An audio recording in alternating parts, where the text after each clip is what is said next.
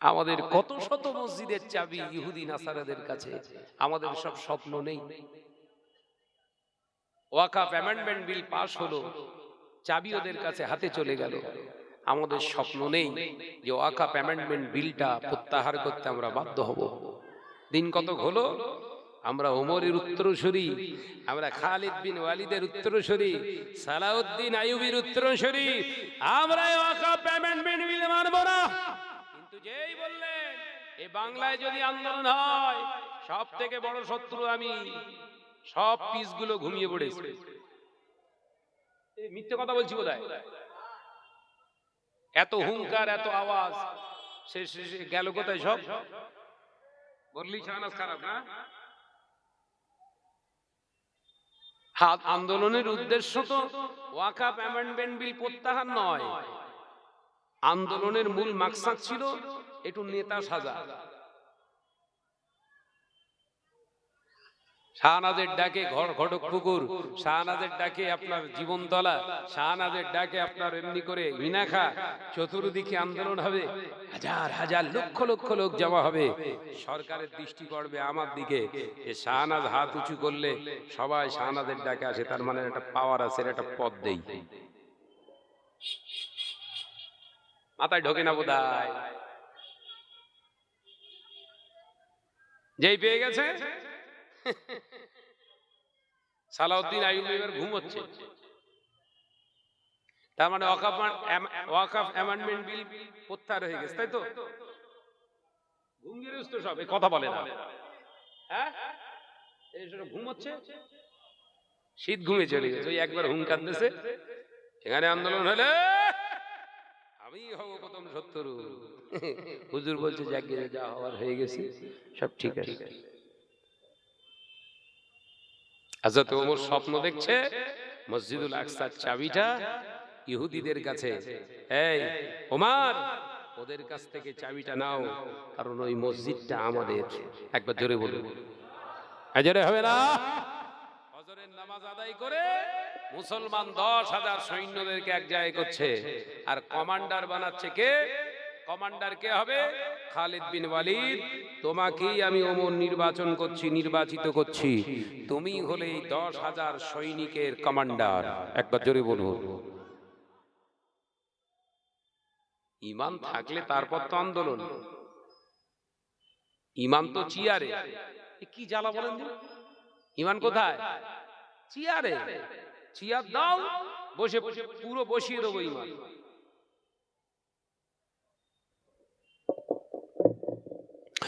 ও নওজোয়ান যুবকেরা, ছেলেরা, বাচ্চারা, পর্দানশীনা মা ও বোনেরা, আল্লাহ নবী রাহমাতাল লিল আলামিনের সাহাবী খালিদ বিন ওয়ালিদ রাদিয়াল্লাহু তাআলা আনহু কে হযরত ওমর রাদিয়াল্লাহু তাআলা আনহু বললেন, ও আমার ভাই খালিদ বিন ওয়ালিদ, যাও যাও যাও, আল্লাহ তোমাকে কবুল করেছে।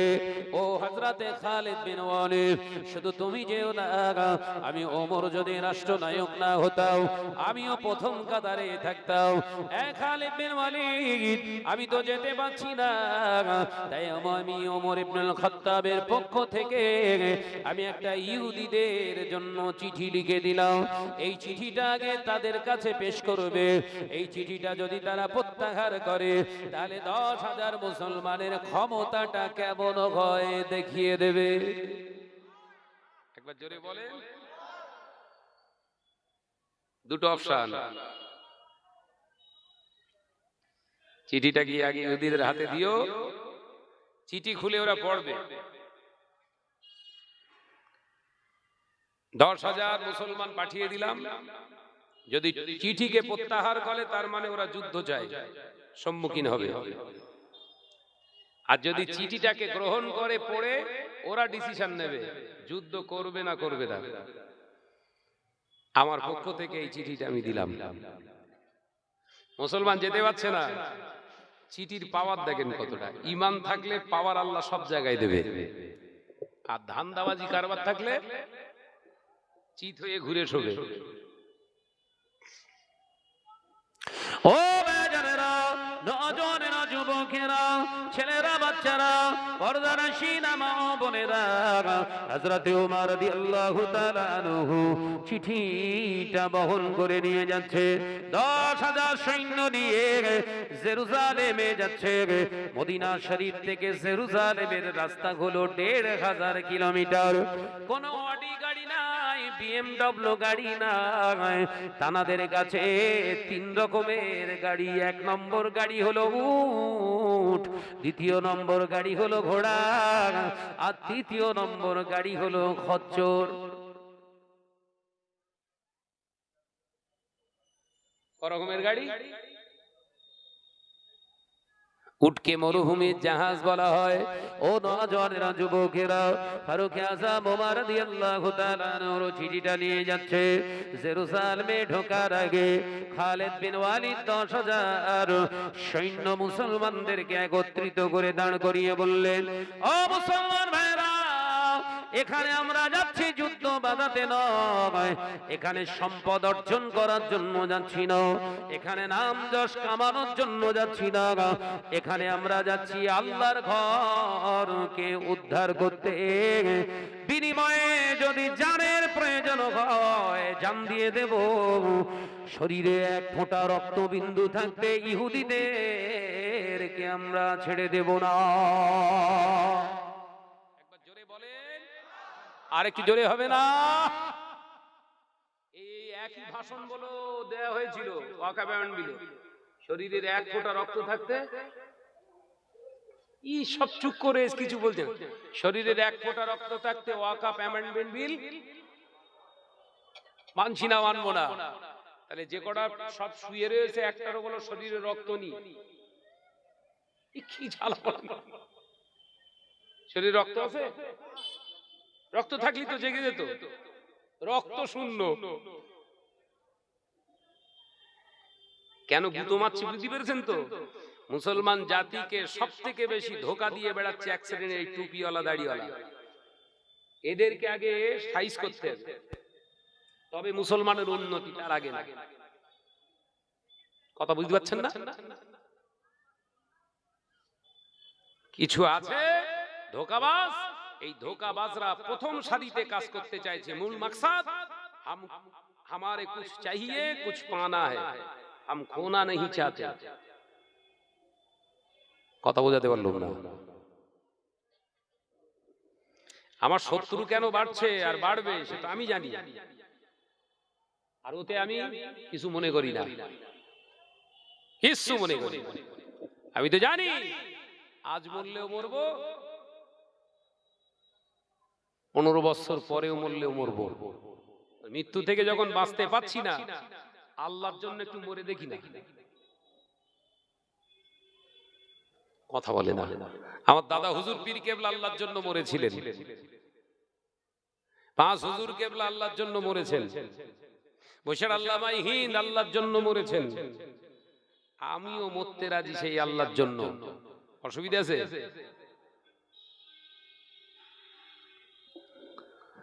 ভাইরা, জেরুজালেমে ঢুকছে মুসলমান সৈনিকেরা। খালিদ বিন ওয়ালিদ বললেন, তলোয়ার যেমন খাপের ভিতরে আছে ওইরকম খাপের ভিতরেই থাকবে, খাপ থেকে কেউ তলোয়ার বার করবে না। একবার জোরে বলুন না। ইসলাম আমাদের শান্তি শেখায়, ইসলাম মানে শান্তি। আমরা যেচে কারুর উপরে আক্রমণ চালাতে পারি না, এটা হলো রাসূলুল্লাহর আদর্শের খেলাফ, ইসলামের খেলাফ, এটা আমরা কখনো করতে পারি না। তাই খাপের ভিতরে কোন বুদ্ধ তলোয়ারটাই থাকবে। ও মুসলমান ভাইরা, গোটা জেরুজালেমটা ঘিরে ফেলো। আল্লাহ নবী সাহাবীরা 10,000 সাহাবায়ে কেরাম মুসলমানেরা গোটা জেরুজালেমটা ঘিরে ফেলেছে। এমন জনে যুবকেরা খালিদ বিন ওয়ালিদ রাদিয়াল্লাহু তাআলা আনহু চিঠিটা একজন মারফতে হাত দিয়ে হুজুর পাঠিয়ে দিলেন ইহুদিদের কাছে, ইহুদিদের লিডারের কাছে। আর এটাও বলে দিলেন, বলে দাও ইহুদির লিডারকে বলে দিও, শোনো আমরা মুসলমান 1 2 আসিনি, 10,000 মুসলমান এসেছি। গোটা জেরুজালেমটা আমাদের ঘিরে রাখা আছে। এই নিন চিঠি নিন, আমাদের খলিফা আমাদের নেতাদের তরফ থেকে দেয়া হয়েছে। হযরতে ওমর রাদিয়াল্লাহু তাআলা আনহুর দুধ গিয়ে চিঠি দিলেন ইহুদির কাছে। ইহুদি লিডার চিঠিটাকে খুলে যখন পড়ছে থরথর করে হযরতে ওমরের চিঠিটা পড়তে পড়তে কাঁপ শুরু হয়ে গেছে। ঈমান এমন পাওয়ার না, ও চিঠি দিলেও কাজ হবে। ঈমানের তেজ আল্লাহ এত দিয়েছে। আল্লাহ নবীর সাহাবী খালিদ বিন ওয়ালিদ রাদিয়াল্লাহু তাআলা আনহু তাবুতে হুজুর দাঁড়িয়ে রইলেন, অপেক্ষা বা ইন্তজার। হঠাৎ দেখতে পাওয়া যায় ইহুদিটা চিঠিটা হাতে নিয়ে থরথর করে কাঁপছে। আর মুসলমান যিনি চিঠি বহন করে এনেছিলেন, ইহুদি বলতে লাগলেন, ভাইজান ও মুসলমানেরা, এর ভিতরে লিখেছে, এর ভিতরে লেখা হয়েছে, দুটো অপশন দেয়া হয়েছে, হয় 10,000-এর সম্মুখীন হন, নতুবা বিনা দ্বন্দ্বে, বিনা প্রতিদ্বন্দ্বিতায়, বিনা যুদ্ধে আর এই মসজিদুল আকসার চাবিটা হস্তান্তর করো। কোনটা অপশন তুমি চাও চুজ করো তুমি, আমাদের চুজ করতে বলা হয়েছে। আর নিচে যিনি সিগনেচার করলেন, ইতি আমি ওমর ইবনুল খাত্তাব। জোরে বলুন সুবহানাল্লাহ। তাই আমরা চিঠি পড়ে বুঝতে পারছি এটা সাধারণ কোন মুসলমানের চিঠি নয়, এটা পাওয়ারওয়ালা মুসলমানের চিঠি। এই পাওয়ারওয়ালা মুসলমানের চিঠিটাকে আমরা মান্যতা দিয়ে ঘোষণা দিচ্ছি, আমরা যুদ্ধ চাই না, রক্তপাত চাই না, বিনা রক্তে আমরা মসজিদুল আকসার চাবিটা মুসলমানদের হাতে দিতে চাই। ঈমান নেই তো দাড়ি রেখে কি করবে হেরা? ভেতরে মাল মশলা নি, ঢোল কোম্পানি, ভাষণ দিয়ে কাজ হবে? কথা বলছে না কেন? ও নজরে যুবকেরা, ছেলেরা, বাচ্চারা, হযরতে ওমর রাদিয়াল্লাহু তাআলা আনহু চিঠি লিখেছিলেন।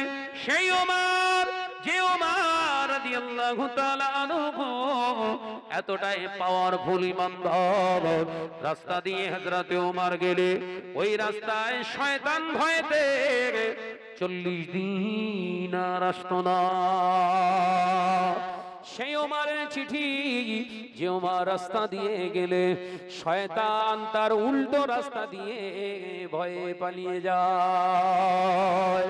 আর আমরা যে রাস্তা দিয়ে যাই, শয়তান বুক পেতে শুয়ে থাকে। এই রাস্তা দিয়ে হুজুর আসবে, হুজুরের পায়ের ধুলো একটু আমি নেব। মানে শয়তানও আমাদের হুজুর বলে। আমরা যদি শয়তানের হুজুর হই, শয়তানের থেকে বড় না ছোট? কি জ্বালা বলেন দিন।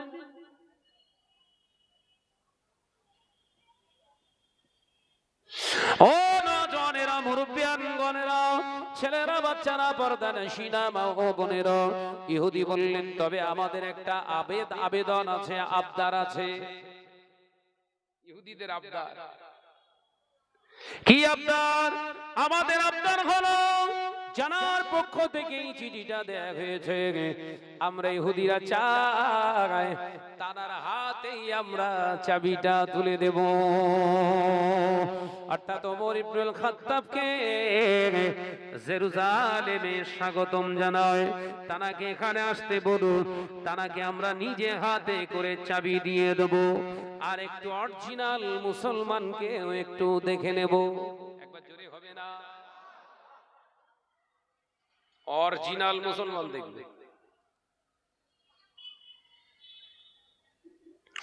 ও বাজারেরা, নজনেরা, যুবকেরা, ছেলেরা, বাচ্চারা, পর্দানশীনা মা ও বোনেরা, সঙ্গে সঙ্গে খালিদ বিন ওয়ালিদ রাদিয়াল্লাহু তাআলা আনহুর কাছে এসে বললেন, হুজুর ইহুদিরা জাজি হয়ে গেছে, যুদ্ধ চাই না।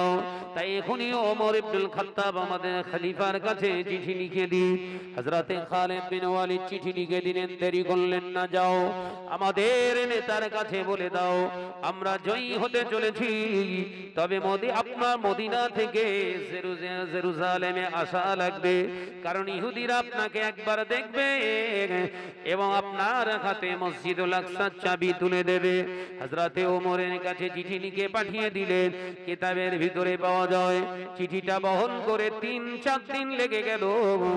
আর দেখতে পাওয়া যায় ফজরের নামাজ আদায় করে মুসলমানদের নেতা খলিফা হযরতে ওমর মসজিদুন নববী শরীফ থেকে বেরিয়েছে সকালবেলা, আর মুসলমান ঘোড়ার পিঠে সওয়ার হয়ে এসে সালাম দিলেন, আসসালামু আলাইকুম ইয়া আমিরুল মুমিনিন খলিফাতুল মুসলিমিন। ও মুসলমানদের খলিফা, আমাদের খলিফা, আপনার কাছে সংবাদ পাঠানো হয়েছে। কি সংবাদ? আল্লাহ পাক আমাদেরকে বিজয়ী ঘোষণা করেছে, তবে ইহুদি জাতি আপনার কাছে একটা আবেদন রেখেছে, তারা চাবিটা আপনারই হাতে তুলে দেবে। হযরতে ওমর দেরি করলেন না, উট চালককে গোলামকে বললেন, দেরি করো না বাবা, উটের কিছু খাবার নিয়ে নাও আর এক্ষুনি বেরিয়ে পড়ো, শুভ কাছে দেরি করতে নাই। একবার জোরে হবে না? জোরে হবে না? নারে তাকবীর। আর আমাদের আতর মারবো, ভালো নতুন জামা পরবো, কথা বলে মিটিং মিছিল হচ্ছে, এমন সব ড্রেস পরে যেন মনে হচ্ছে শ্বশুর বাড়ি টাড়ি যাচ্ছে। কোমরে গামছা বেঁধে, মাথায় গামছা বেঁধে যে অবস্থা আছে ছুটবে, তবেই তো বসবে। এদের স্পিরিটটা আলাদা। কিন্তু দেখে বলছে সব তো একই রকমের সব ড্রেস পরে এসছে, মনে হচ্ছে কুটুম্বিতে করতে বোধহয়।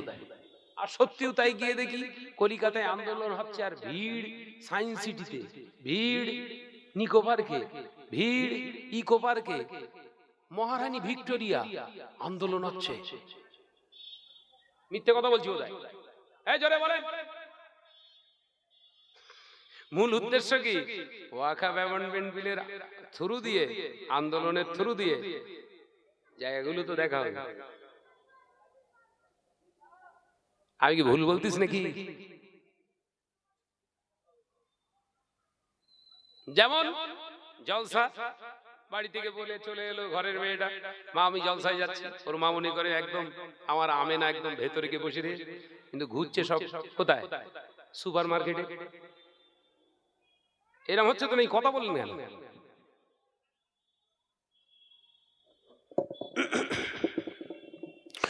ও বাজারেরা, নজরেরা, যুবকেরা, ছেলেরা, বাচ্চারা, পর্দানশীনা মা ও বোনেরা, আল্লাহ নবী সাহাবী ফারুক আযম ওমর রাদিয়াল্লাহু তাআলা আনহু ফজরের নামাজ আদায় করতে এসেছিলেন যে ড্রেসে কিতাবের ভিতরে পাওয়া যায়, ওই লেবাসে, ওই পিরানে একটা দুটো তালি নয়, 70টা তালি দেওয়া আছে।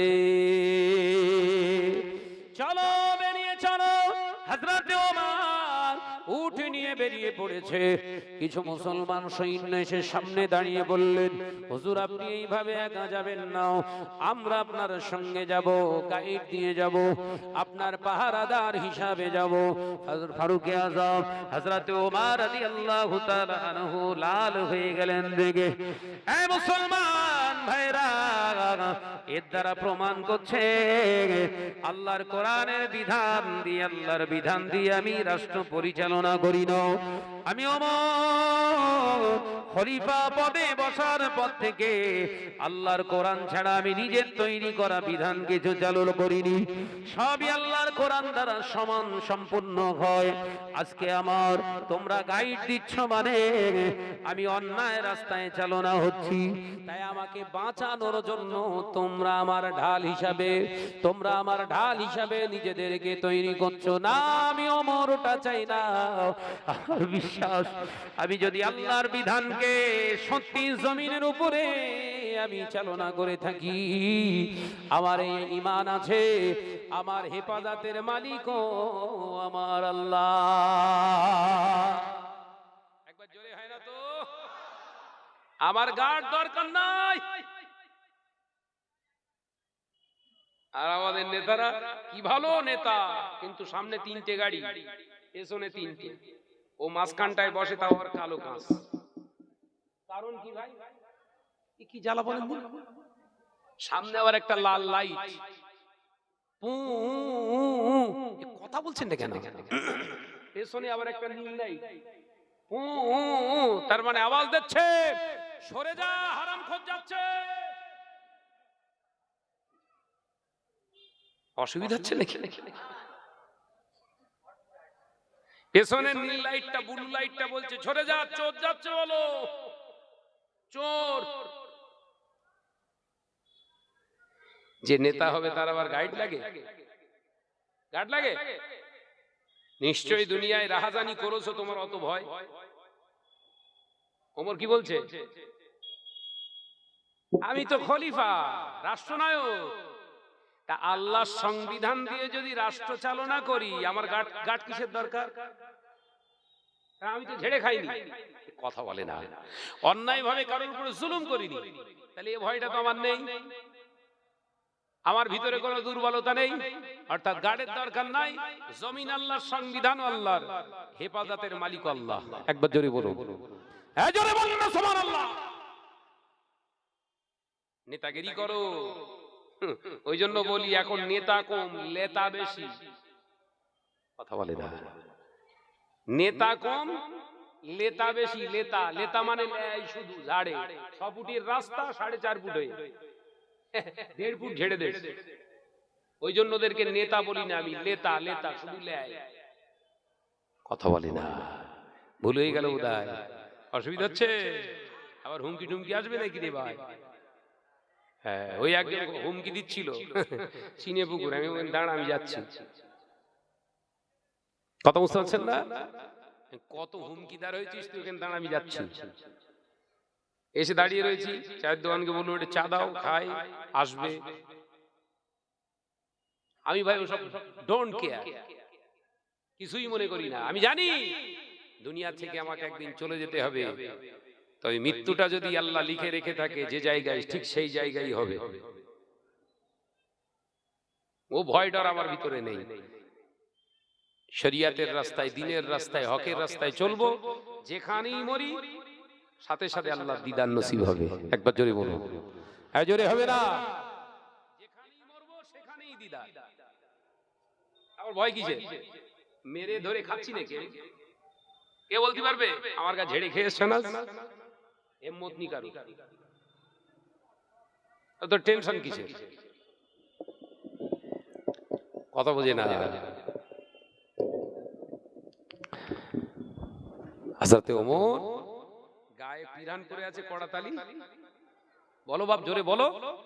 70টা তালি দেওয়া পোশাক পরে যাচ্ছে, গার্ড দরকার নেই। হযরতে ওমর উটের পিঠে সাওয়ার হয়েছে, উটের লাগাম ধরে উটের চালক গোলামটা টুক টুক টুক করে বেরিয়ে যায়। যুবকেরা, সূর্য উঠেছে, বাড়ি গরম হয়েছে, পাথর গরম হয়েছে। আরব দুনিয়ায় মাটি কম, পাথর বেশি। ও নওজওয়ানেরা, মুরব্বিয়ানগণেরা, শুনে রেখে দিন, জেনে রেখে দিন, গরম বালুরাশি পাথরের উপরে হেঁটে হেঁটে যায়। উটের যেমন কষ্ট হয়, তার থেকে 3 গুণ কষ্ট হয় মানুষের। সমস্ত গা দিয়ে ঘাম ঝরছে, উট চালকের সমস্ত দেহ থেকে ঘাম ঝরছে। পিছন দিক থেকে হযরতে ওমর উটের পিঠ থেকে দেখতে পেয়ে আওয়াজ দিলেন, হে আল্লাহর বান্দা, উট চালক দাঁড়াও। কেন হুজুর? রে রাখো। হযরতে ওমরের কথা শুনে রেখে দিলেন উট। হযরতে ওমর উপর থেকে ঝাঁপ কেটে নিচে এসেছে।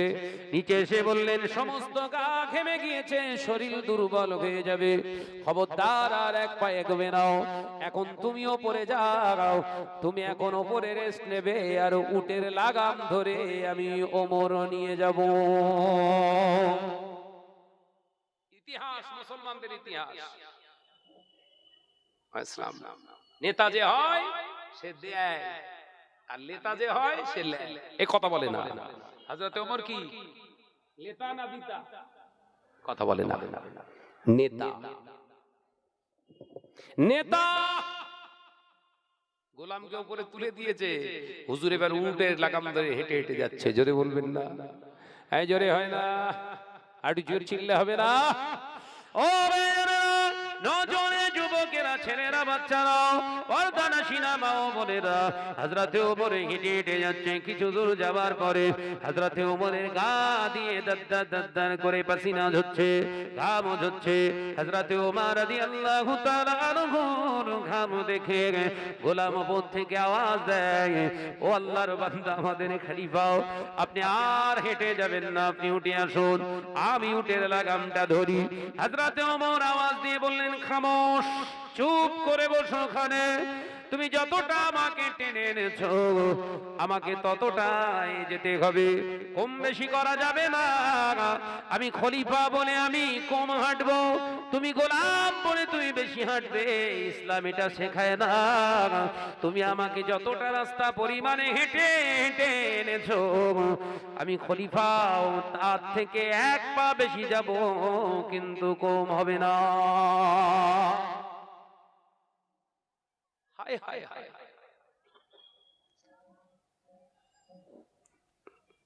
ওমরের উপরে কে কথা বলবে বাবা? আল্লাহ নবী সাহাবী ফারুক আযম হযরতে ওমর রাদিয়াল্লাহু তাআলা আনহু, হুজুর আমার যখন জেরুজালেমে ঢুকছে, অল্টারনেট করে করে করে করে ঠিক যখনই গোলামের উপরে উঠিয়েছে আর নিচে হযরতে ওমর উট চালিয়ে নিয়ে যাচ্ছে, ঠিক সেই সময় জেরুজালেমে প্রবেশের দ্বার, হুজুর জেরুজালেমে ঢুকছে, ইহুদির বাচ্চারা কাতারে কাতারে গোলামের দিকে তাকিয়ে দেখে, এই সেই ওমর, এই সেই ওমর যার চিঠির পাওয়ারে মসজিদুল আকসার চাবিটা এমনিতেই দিতে হলো, কিন্তু উপরে বসে আছে কে? হায় হায় হায়, ওমরকেই এখনো চেনে না। আল্লাহ নবী সাহাবী হযরতে খালিদ বিন ওয়ালিদ দেখতে পেয়েছে, দূর থেকে ছুটে ছুটে এসে হযরতে ওমরকে সালাম দিলেন, মুসাফা করলেন। ইহুদিকে বললেন, ও ইহুদি জাতিরা, তোমরা যাকে খলিফা ভাবো, তিনি খলিফা নন, তিনি হলেন গোলাম। আর যিনি গোলামের জায়গায় দাঁড়িয়ে আছেন, তিনি হলেন মুসলমানের নেতা।